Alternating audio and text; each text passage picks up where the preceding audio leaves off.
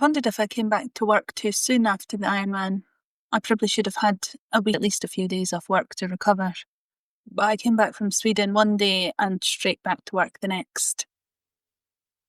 I was really unwell that week, run down.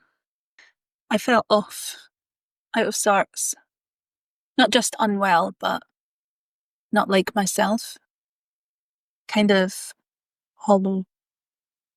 It's a thing that happens when you have a big life event.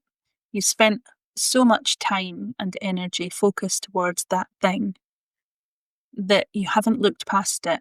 You haven't thought what you would do once it was over. It's definitely happened to me after I've finished big races. Sometimes it happens when you come back from a holiday that you've looked forward to for a long time. A sort of emptiness. And I definitely felt that when I came home from Ironman. But it wasn't just that. It wasn't only the end of the race. It wasn't only the culmination of all of those months of training. The sense of what now felt like it went through my entire life. It wasn't just about what am I going to train for next. It was what am I going to do next? What am I going to do with my life? I had just achieved something so extraordinary, something that most people will never get to do. But I felt like I needed to change.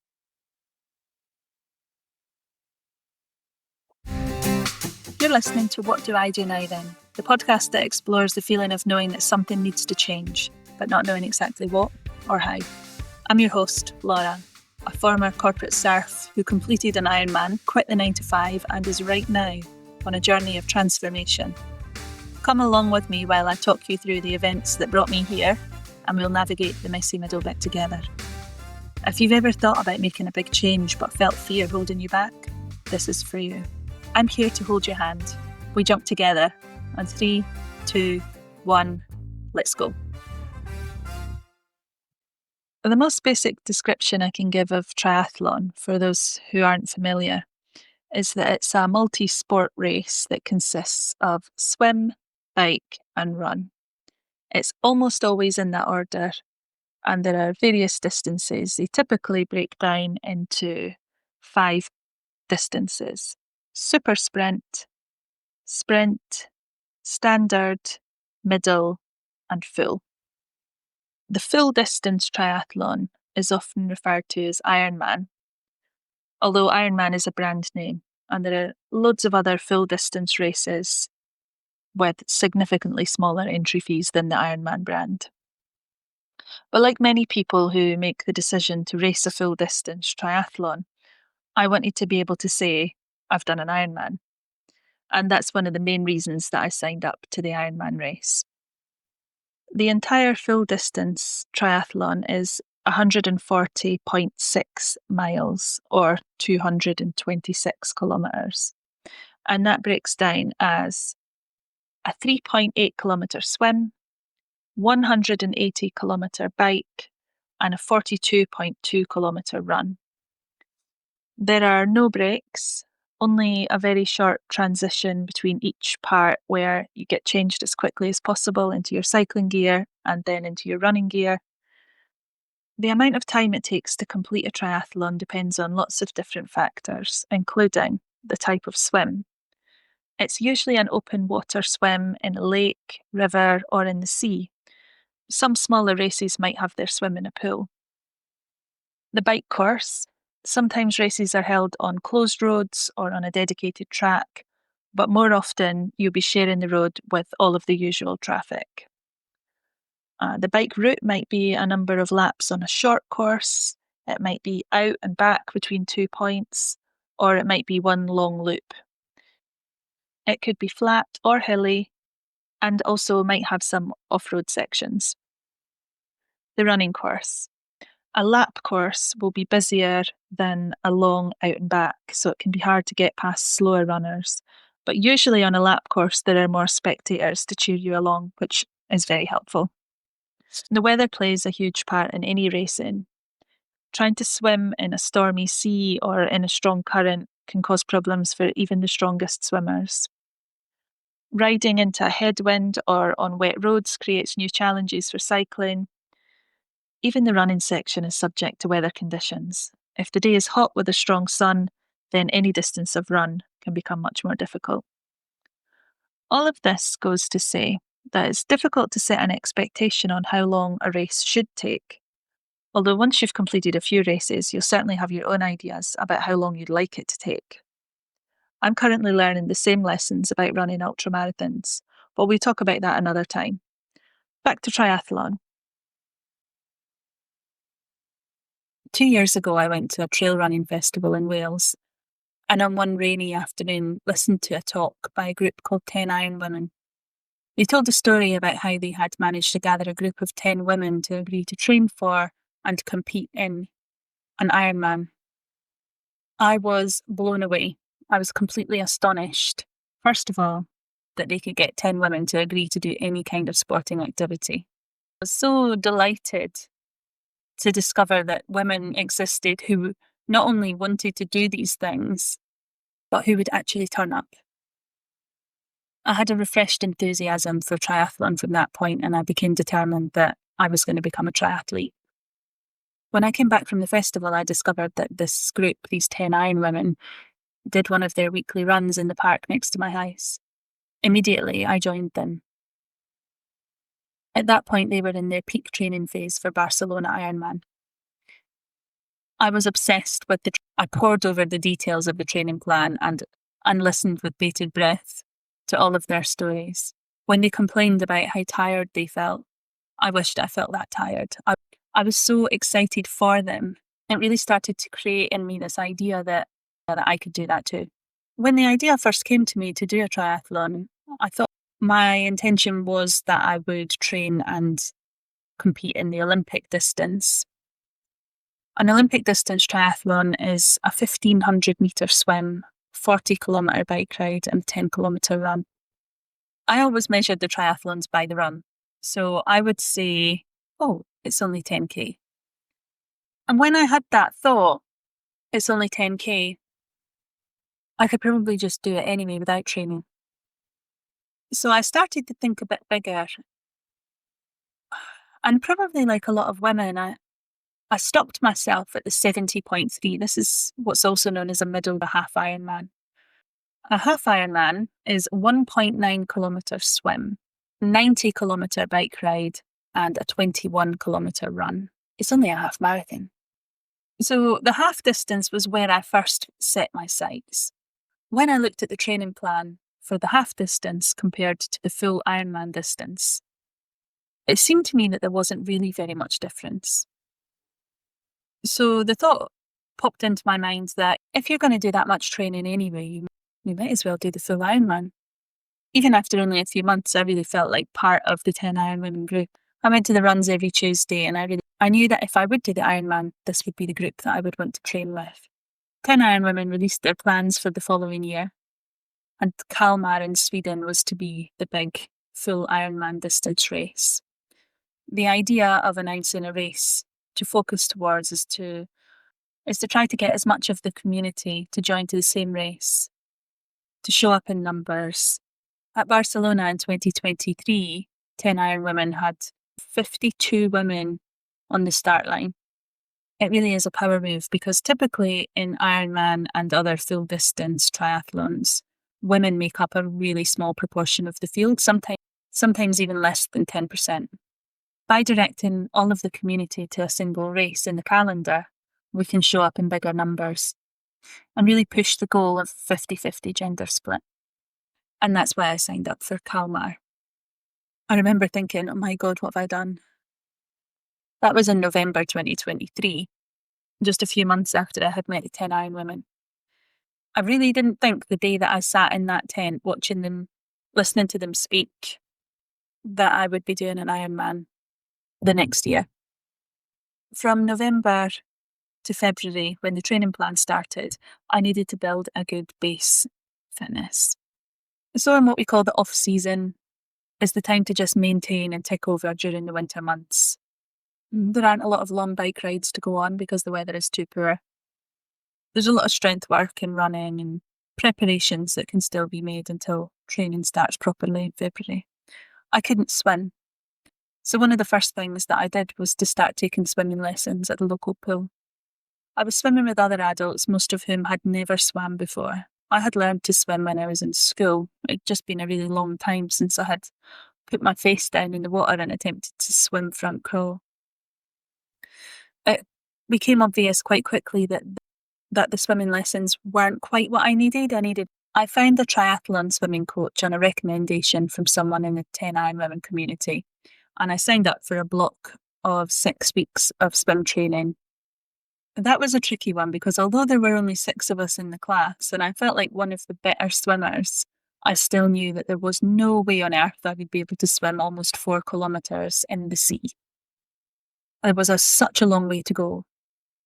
The next thing I did was to sign up to a week-long swimming camp at Club La Santa in Lanzarote. It was pretty glam.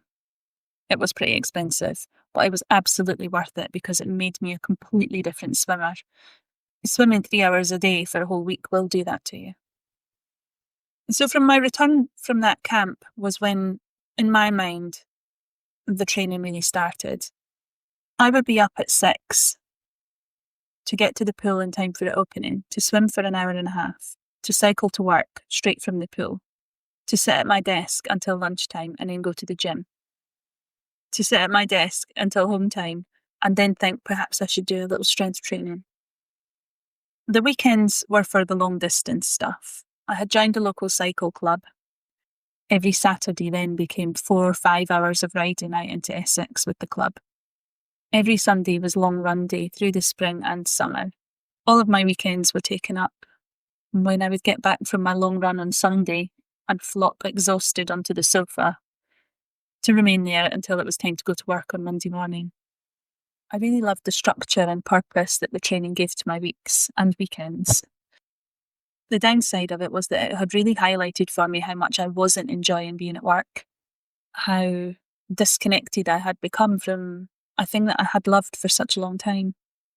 It's such a contradiction to be excelling in one area, which is outside of work, and just feeling like I was in the complete free fall at the office.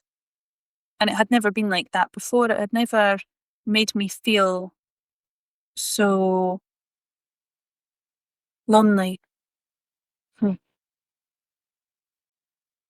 It wasn't until I was spending 15 or 20 hours a week outside the office doing all of these things that I was falling more in love with that really showed me the contrast between how I felt at work and how I felt at play. And yet I stayed. I had loved my job for such a long time, and I had attached so much of my identity and self-worth to my role that it was easy for me to just ignore the red flags, stick my head in the sand, hope for the best. I did privately acknowledge that I would need to deal with the situation at some point, but first I wanted my Ironman medal. When I came back from Sweden after the race, the situation hadn't changed, but I had. I had that post-event emotional flatness and an overwhelming feeling that I suddenly didn't know how to do a job that I had excelled at for years. It took me a long time to realise that what I was suffering from was burnout, a state of physical, mental, and emotional exhaustion that can happen when a person experiences prolonged stress and feels under constant pressure. I've written about burnout in my Substack blog, and it's a topic I'll come back to in the next episode when I talk about being diagnosed with autism in my 40s and how autistic people can be more susceptible to becoming overwhelmed by the pressures of everyday life and social interactions. I sometimes wonder if I hadn't gone through the Ironman training, the identity shift, and the huge physical toll that came with that, would I have come to that realization sooner that that workplace wasn't somewhere that I should be? Or would it have taken longer? Perhaps it was a combination of my growing unhappiness at work and the clarity that I got from the training that, that showed me how misaligned things really were, and that actually where I wasn't where I really wanted to be. For 26 years, my work life had been pensions.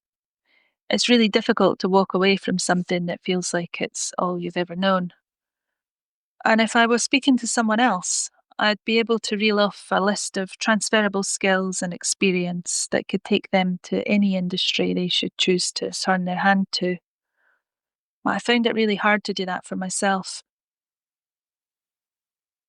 In 26 years, I had earned a steady paycheck, and the thought of going without that, the thought of not knowing if and when I would be paid, had generated a fear in me that was almost unsurmountable. The security of the salary had held me firmly in my place for too long. This is an extract from a journal entry that I made in November 2024. The thorn in my side has been my growing dissatisfaction at work. As the year has gone on, I felt less and less in control of what was happening to me. I felt pushed out, belittled, and isolated. In all the years that came before this, I have loved working there, and I could never have imagined a scenario where I would want to leave. How quickly that changed, like water running through my fingers. Suddenly I feel like there's nothing to hold on to. I have an idea that I'm about to enter a new era. I have my Ironman medal and a list of new challenges for the next 12 months to focus my physical training towards. I have ideas about the things that I can explore when my weekdays are free of the stifling conformity of the corporate machine. I do hope to have enough funds to give me the space to recover and discover. As much as I had these seeds of ideas of what I thought I might enjoy doing after working for such a long time, there was a certain amount of grief that I felt about leaving behind that part of my identity. But I'd also started to feel a thrill of possibility and the excitement of being able to say yes to new adventures, to change myself into something that maybe I had secretly longed to be for a long time. The trouble with goals is that they are a moment in time.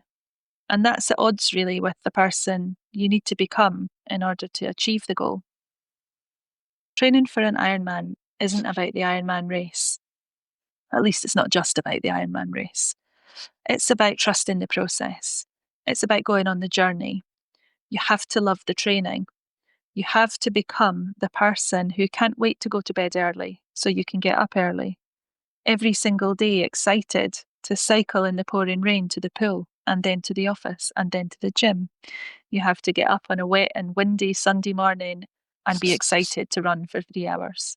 Those are the moments where you build belief in yourself. Those are the moments that change your identity from wannabe to Ironman. The training habits are what create the success.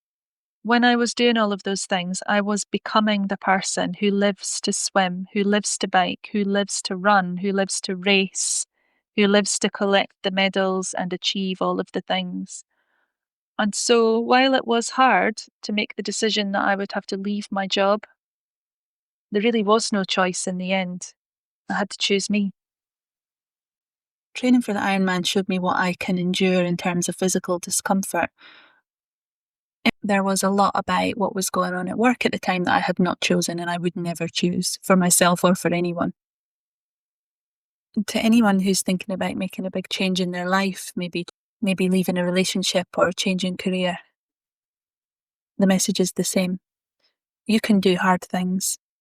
Whilst I was training, whilst I was going through those months of basically having a part-time job outside of the office, I didn't realise that the capacity that I was building for challenge, for risk, for meaning in my life would demonstrate to me just how much of that I wasn't getting. That's what gave me the courage to walk away from a stable but unfulfilling career, one that had ultimately lost its meaning for me. Thanks for listening to this episode. I hope you found some of it either relatable or helpful or both. If you enjoyed the episode, please give it a thumbs up to help it reach more listeners.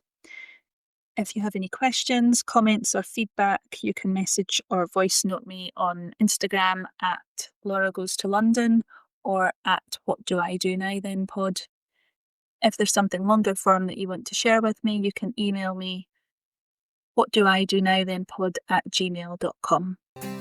Next time, I'll be talking about my recovery from burnout, my somewhat surprising autism diagnosis, and how I'm trying to create myself a new career in the running and wellness spaces. Make sure to hit subscribe so you don't miss it. Until then, take care. Bye.